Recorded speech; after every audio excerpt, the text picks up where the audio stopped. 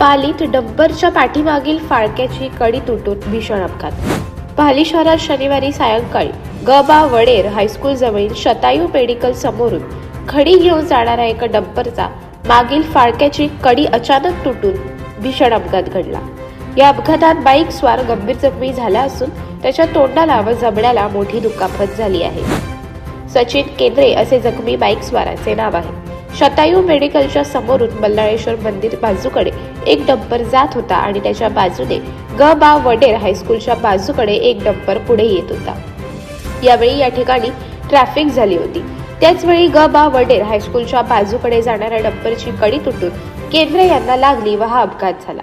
त्यांचा ओठ फाटला आहे, दात पडले आहेत आणि जबड्याला क्रॅक गेला आहे. नवी मुंबई येथे रुग्णालयात त्यांच्यावर पुढील उपचार सुरू आहेत. या अपघातानंतर पालीतील प्रलंबित बाह्यवळण मार्गाचा मुद्दा प्रशासकीय अनास्था पुन्हा एकदा चर्चेत आली आहे. बाह्यवळण मार्ग लाल फितीत असल्यामुळे भाविक, पर्यटक, प्रवासी, वाहन चालक व नागरिकांची गैरसोय होत आहे. तसेच अशा प्रकारचे अपघात देखील घडताना दिसत आहेत. पालीतील अंतर्गत रस्ते अरुंद असून या रस्त्यांवर नेहमी वाहतूक कोंडी होते.